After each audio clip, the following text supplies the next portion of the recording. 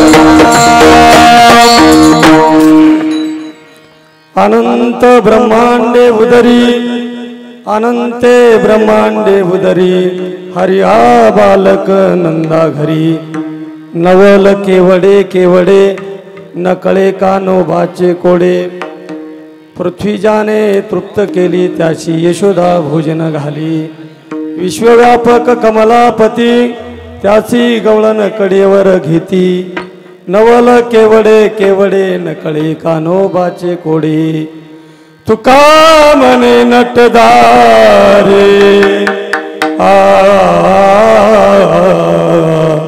भोग भोगोनी ब्रह्मचारी नवल केवडे केवडे नकळे कानोबाचे कोडी विठाला विठाला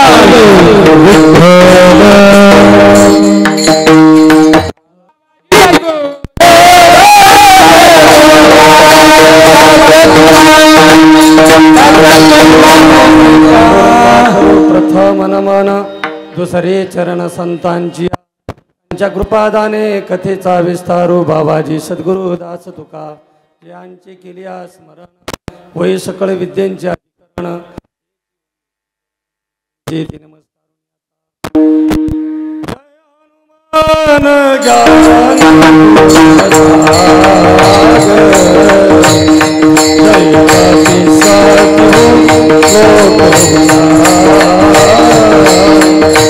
जय जय जय हनुमान गोसावी कृपा करहु गुरु देवकी नाई मंगल भवन मंगल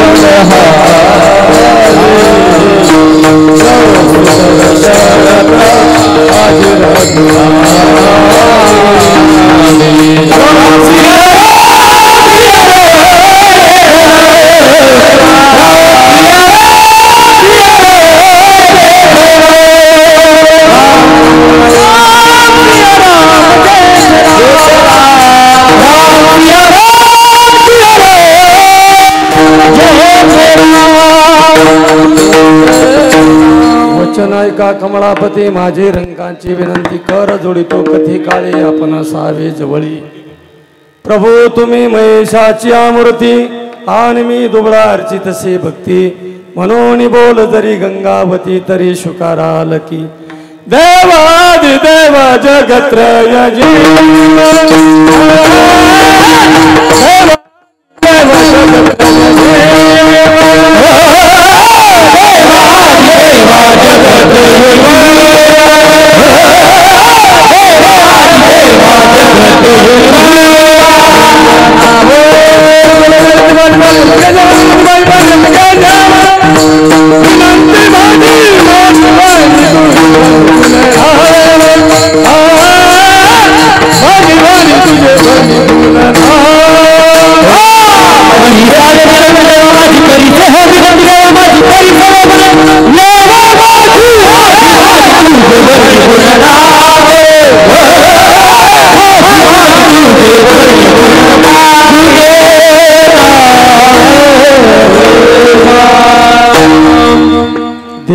देवा जगत्रय जीवा परेशी केशवा विनंती माझी वाणी तुझे वर्णन गुणनाम ऐशी देई प्रेम काही कळा अनंती ब्रह्मांडे उदरी हरिहा बालक नंदा घरी नवल केवडे केवडे नकळे कान्होबाचे कोडी प्रस्तुत चिंतना करता निवडलेला अभंग जगद्गुरु तुकोबारायांचा आहे. अभंगातील महत्त्वाचा मुद्दा असा आहे की भगवान परमात्म्याच्या जीवनामध्ये ज्या गोष्टी नवलाच्या झाल्या त्या नवलाचं वर्णन करणारा अभंग शिवी करता निवडलेला आहे. विठाला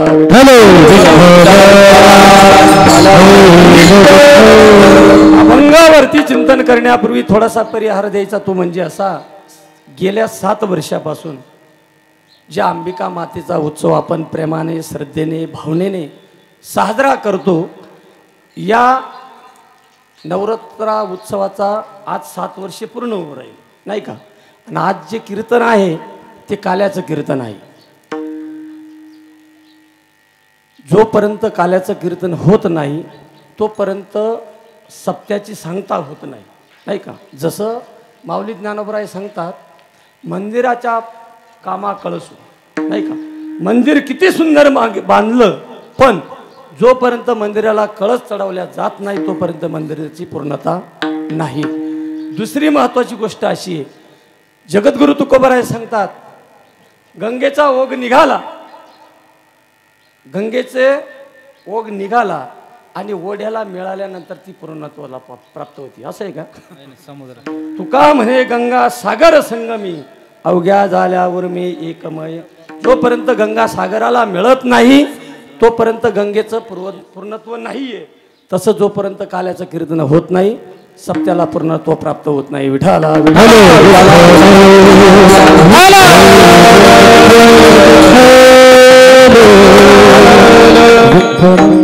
या कार्यक्रमाकरता उपस्थित राहिलेली जी महाराज मंडळी आहे, हरिभक्तपरायण शांताराम महाराज सदगीर सोयगावकर आणि गायनाचार्य हरिभक्तपरायण अंकुश महाराज सदगीर वडाळीकर आणि तिसरे आपले चांदगावचे हरिभक्तपरायण नवनाथ महाराज बत्तीशे आणि हरिभक्तपरायण ज्यांना अध्यक्षपद प्राप्त झालं वारकरी महामंडळाचं असे असणारे हरिभक्तीपरायण ज्ञानेश्वर महाराज साळवे आणि मृदंगाला ज्यांची साथ आहे अशी साथ आहे पाहिजे महाराजांना. तर कधी कधी असं होतं कालरीची साथ बरी नाही का.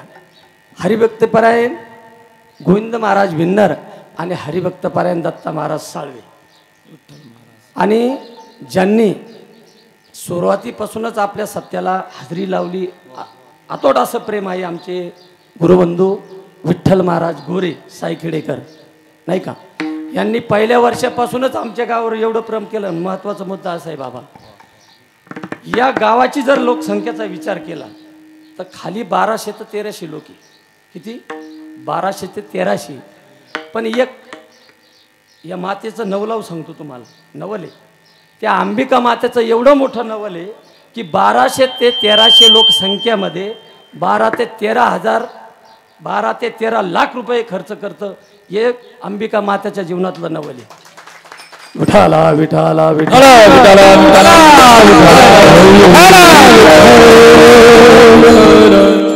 दुसरी महत्वाची गोष्ट, जो भगवत भक्त असेल या अंबिका मातेचा नायगाव ग्रामस्थ मंडळीमध्ये काही काहींची परिस्थितीचा जर विचार केला तर काही काहींना बिगा बिगा जमीन. महत्वाचा मुद्दा असा आहे की श्रीमंती असावा पण उदारता पाहिजे नाही का. पण श्रीमंती गडगंजे आहे पण लई कंजूस. किती कंजूस, मापच नाही त्या कंजूसपणाला. पण जीवनातला महत्वाचा मुद्दा असा आहे की या गावाचं जेवढं कौतुक केलं तेवढं कमीच पडतं महाराज. बिघाभर जमिनीमध्ये काय उत्पन्न निघते आपण सगळं शेतकरी वर्ग आहात. अल्पभूधारक संख्येचा जर विचार केला पण ही त्या अंबिका मातेचं नवल आहे महाराज. ज्या लोकांची जर उत्पन्न वर्षाची लाख रुपये नाही ते लोक एका एका दिवसाला अन्नदानाला लाख रुपये खर्च करू राहिले. ही त्या मातेच्या जीवनातलं नवल आहे. विठाला विठा.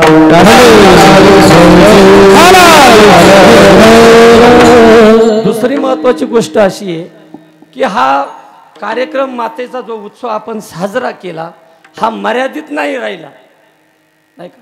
आपले गायनाचार्य पैठणकर महाराज राहून गेले होते. कसं आहे, वरमईच्या डोक्यामध्ये ना लई वरड राहतं महाराज नाही का. कधी कधी असं होतं त्या वरमईचंच मानपान राहून जातो.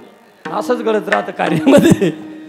पती वरमईने वराडाची विचार केला पाहिजे.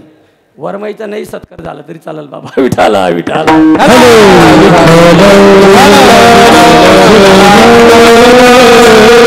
त्यानंतर रात्री ज्यांनी कीर्तन सेवा केली आमचे गुरुबंधू हरिभक्तपरायण रामायणाचार्य निवृत्ती महाराज सदगीर. सुंदर असं चिंतन मांडलं त्यांनी. कधी कधी असं होतं जवळच्या माणसाची किंमत माणसाला लवकर कळत नाही बरं का. पण मुलगा शेंबडं असू द्या नाही तर लंगडं असू द्या, आई जशी मुलावर प्रेम करते ना तसा गावचा महाराज छोटा असू द्या नाही तर मोठा असू द्या, हे गावाचं भूषण आहे महाराज. जगामध्ये मी तर असं म्हणतो दुसऱ्या कुटुंबातल्या माणसांनी काय करायला पाहिजे, कुटुंबातल्याच माणसाचं कौतुक केलं पाहिजे. आणि कुटुंबातला प्रमुख जो असतो तो म्हणायला लागला नाही हो त्या आमकीची सून अशी सुंदर स्वयंपाक बनवती आणि तो सुनाला काय झालं. जेव्हा तुम्ही घरच्या माणसाची स्तुती करणार तेव्हा त्या घरातली माणसं तुमची स्तुती करतील. विठाला विठाला विठाला विठाला.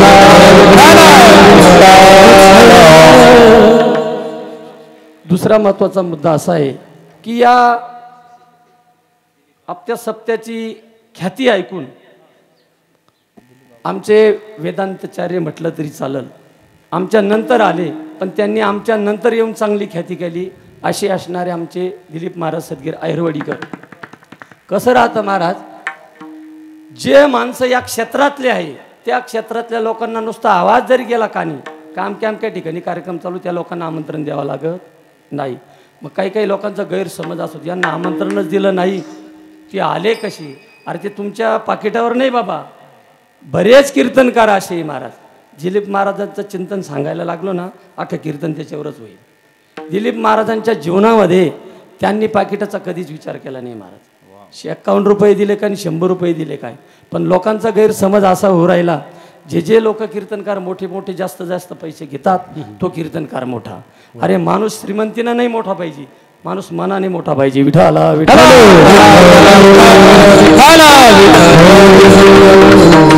आपल्या सत्याची ख्याती ऐकून नांदगाव तालुक्यातून जे आलेले वारकरी आहे नाही का, प्रत्येक कीर्तनकाराला काय सगळ्याचा नामनिर्देश करता येत नाही.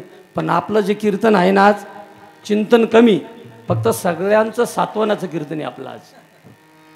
नांदगाव तालुक्यातून आलेले आमचे सासरे हरिभक्तपरायण पंढरीनाथ महाराज बिन्नर आणि नवसरीवरून आलेले कारभारी बाबा होटगळ आणि आहेरवाडीवरून आलेले कचरू नाना बिन्नर नाही का, यांचं ग्रामस्थांच्या वतीने मी आभार व्यक्त करतो. काय राहतं महाराज सांगू तुम्हाला, कीर्तन करणं सोपं आहे.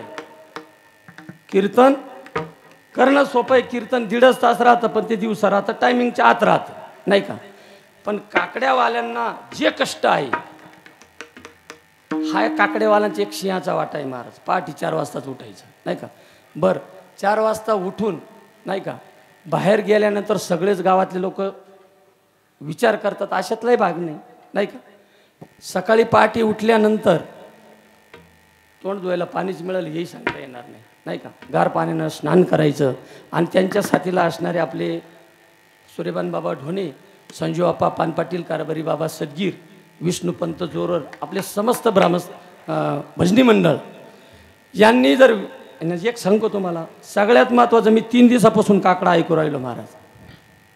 काकड्याला अशीच मजा आहे काकड्यामध्ये की अभंगाचा भाव जाणून हे जे कलाकार आहे, हे जे वारकरी आहे, अभंगाचा भाव जाणून चाली लावतात. त्याच्यामुळं ऐकणाऱ्यालाही प्रसन्नता आहे आणि स्वतःला प्रसन्नता आहे. विठाला विठाला.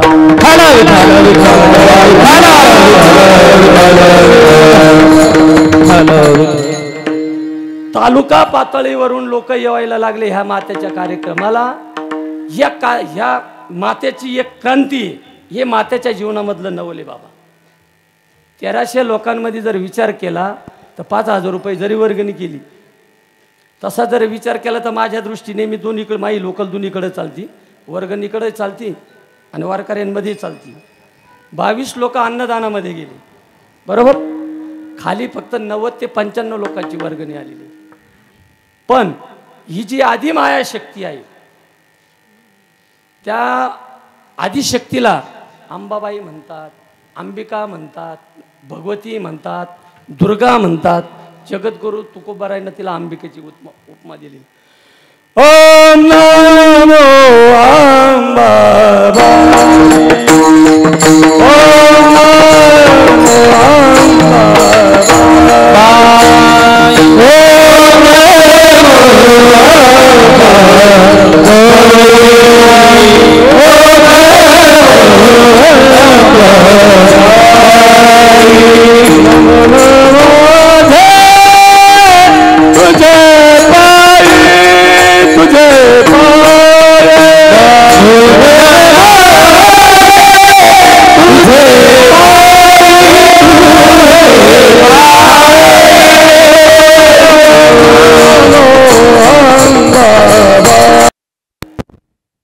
की एवढं मोठं कार्य त्या म्हाताऱ्याने केलं. त्या म्हाताऱ्याला आपण घरी न्यायला पाहिजे. प्रभू रामचंद्राने त्या म्हाताऱ्याला घरी नेलं. घरी नेल्यानंतर कौशल्या मात्याला सांगितलं, म्हटले आई आपल्या तिथे एक अतिथी आलेले, ते अतिथी काही सामान्य नाही आहे म्हटले. त्यांची गणना जर केली तर फार अवघड आहे म्हटले. तू काय कर, स्वयंपाक बनव म्हणे. कौशल्य माता, कैकेयी माता, सुमित्रा माता सर्वांनी सुंदर असा स्वयंपाक बनवला आणि ते म्हातारं जेवायला बसलं. बरं ते म्हातारं कोण होतं? अगस्ती ऋषी होते, ज्यांनी एकाच घोटामध्ये समुद्र पिला. त्यांना अन्न किती राहील याचं गणित करा. विठाला विठा.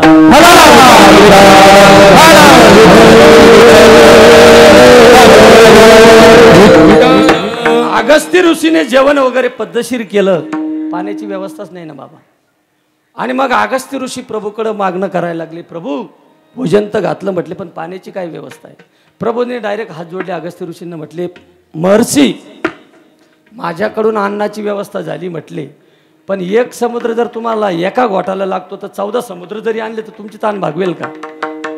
पण मी मागणी करतो तुमच्याकडं, या जन्मामध्ये तुमची इच्छा माझ्याच्यानं पूर्ण होणार नाही म्हटले. मग मी तुम्हाला वचन देतो, शब्द देतो, तुमची इच्छा पुढच्या जन्मात पूर्ण करेल. विठाला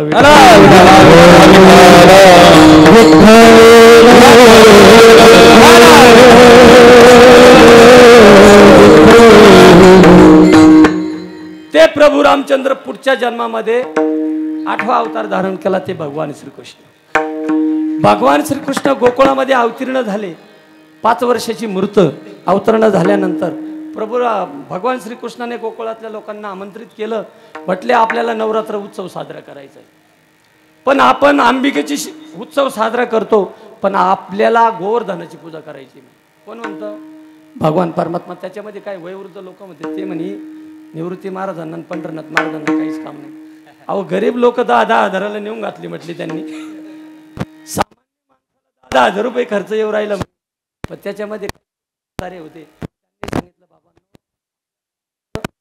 कुलदैवत आहे, ग्रामदैवत आहे म्हटले, उत्सव साजरा होऊ राहिला ना, नाही का, 10,000 जर खर्च केला तर ती माता आपल्याला लाखांना मदत करेल म्हटले. आणि तसंच झालं महाराज.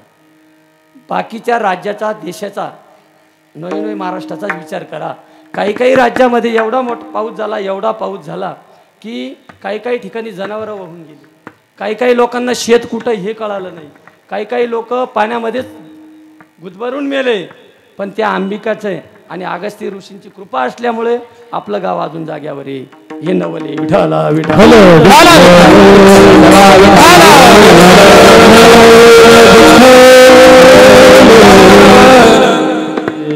सगळे गोकुळातले लोक गोवर्धनाच्या पायथ्याला नेले भगवान परमात्म्याने आणि गोवर्धनाची पूजा वगैरे केली.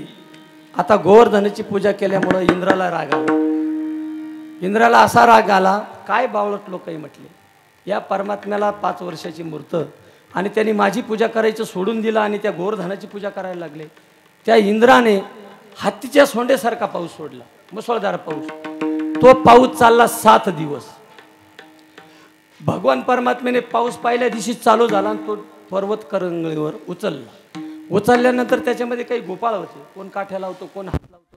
आता कारण कार्य करायचं म्हटल्यानंतर एक जणाचं सहकार्य नाही राहत, नाही का. प्रत्येकाचं सहकार्य जर असेल तर कार्य सिद्धीला जातं, नाही का. त्याच्यामध्ये काही एक गोपाळ असा म्हणायला लागला देवाला, म्हटले देवा, अरे आम्ही 10 दिवसापासून रखडून राहिलो म्हणे, तू आज फेटा बांधून उभा राहिला आणि चाटा आणायला लागला म्हटले.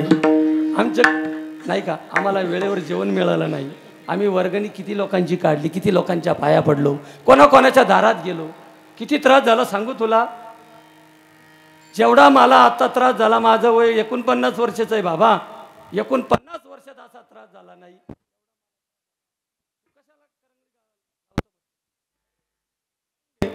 परमात्म्याने फक्त वाकडी केली, खडी दाबायचा लोलारासारखा प्रकार घडायला लागला. मग परमात्म्याने काय केलं, हत्तीच्या सोंडासारखं पाणी चालणार 7 दिवस चाललं. परमात्म्यानं त्या पाण्याचं नियोजन असं केलं, चौकून पडदी मारली, ते पाणी एका बाजूला केलं आणि मग अगस्त्य ऋषीला आमंत्रित केलं. बरं 7 दिवस ते पाऊस चालला. असा पाऊस चालला की 14 समुद्र नाही 28 समुद्र भरतील असं पाणी चालणार झालं. आणि मग अगस्त्य ऋषींना आमंत्रित केलं. म्हटले महाराज, तुम्हाला मागच्या जन्मात मी पाणी कबूल केलं होतं, आता ती इच्छा तुम्हाला या जन्मात पूर्ण करतो. अगस्त्य ऋषीने 7 दिवसामध्ये ते पाणी पिऊन टाकलं. मग इंद्राच्या लक्षात आलं, एवढं वादळ झालं, एवढं पाणी झालं, गावाची गावं वाहून गेले आणि नायगावांच्या केसालाही धक्का लागला नाही. याचं काय कारण, काय कारण असलं पाहिजे. मग इंद्राचा गर्व हरण झाला. इंद्राने कामधेनू घेऊन खाली आले. खाली आल्यानंतर नवले महाराज वर केवडे केवडे केवडे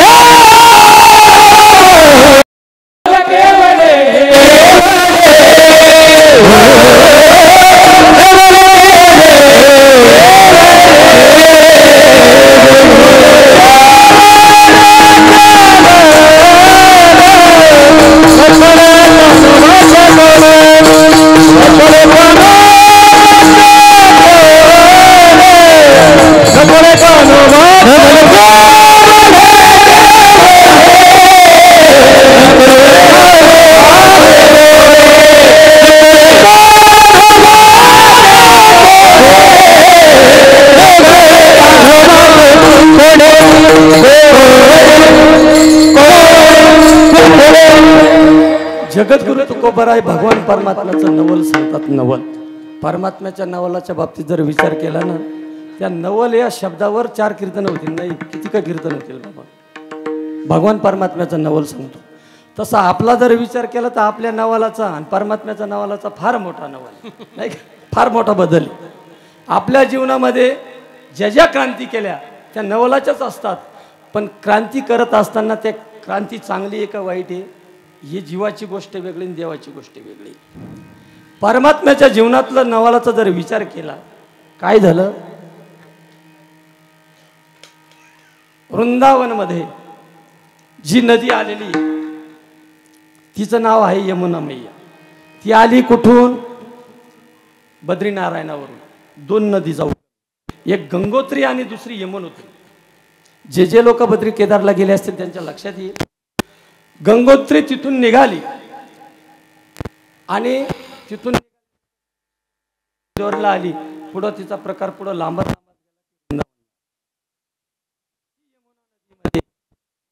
एक डोह होता. त्या एवढा डोह होता, एवढा मोठा डोह होता की त्या ठिकाणी भगवान परमात्मा आणि गोपाळ दुपारी गाई घेऊन पाण्यावर जायचे. पण त्या यमुना डोहामध्ये एक कालिया नावाचा सर्प राहत होता. त्या कालियाचं विषामध्ये एवढा पावर होता.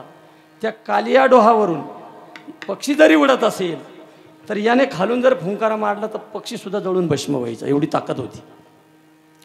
आणि त्या पाण्यामध्ये विष पडल्यानंतर जनावर पाणी पिलं का पाणी मरून जायचं. परमात्म्याच्या लक्षात आलं याचा बंदोबस्त करायला पाहिजे. एखादा पेतड माणूस लई त्रास द्यायला लागला ना, कार्यकर्त्याच्या लक्षात बसत असतं याचा बंदोबस्त करायलाच पाहिजे, नाही का.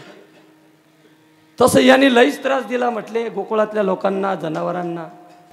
म्हणून भगवान परमात्म्याने गोपाळांना सांगितलं आपल्याला उद्या याचा बंदोबस्त करायला जायचं. सगळे गोपाळ निघाले. यमुनेच्या तीरावरती गेल्यानंतर गायी बसून दिल्या आणि भगवान परमात्म्याने अनंत प्रकारचे खेळ चालू केले.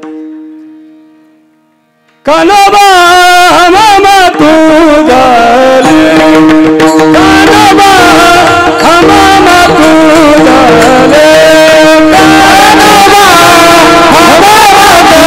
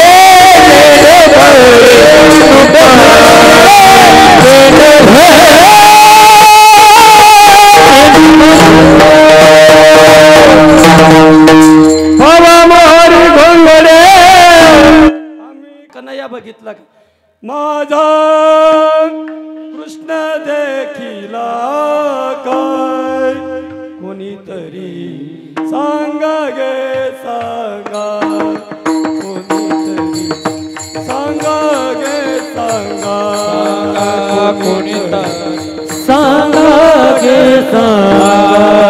कोणीतरी सांगा गे सांगा कोणीतरी सांगा गे सांगा कोणीतरी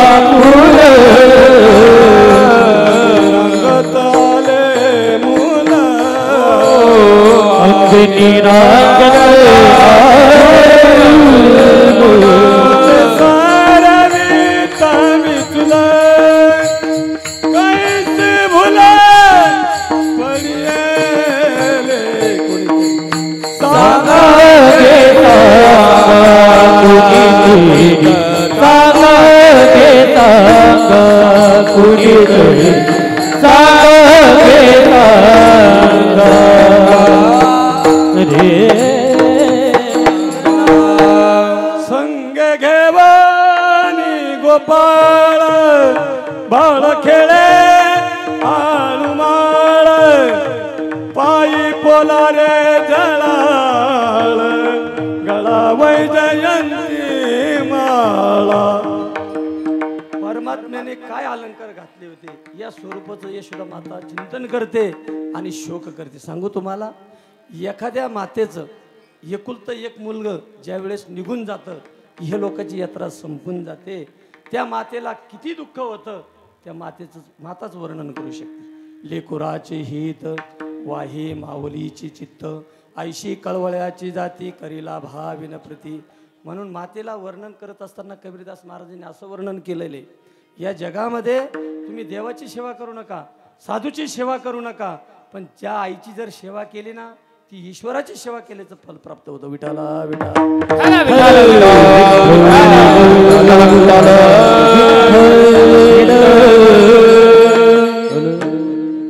म्हणून मातेला उपमा देत असताना महाराज कबीरदास महाराज सांगतात, या जगामध्ये आई सारखं मोठं जगात कोणीच नाही. सबसे बड़ी है ईमान, सबसे बड़ी है ईमान, सबसे बड़ी है बात, सबसे बड़ी है माँ.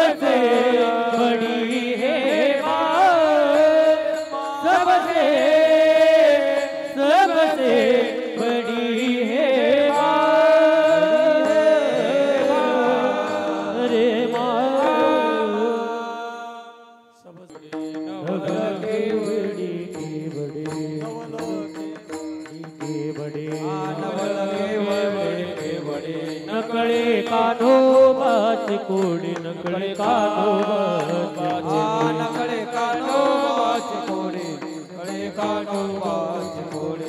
सकळ कानोबाची कोडी नवल केवढ केवढे नकळे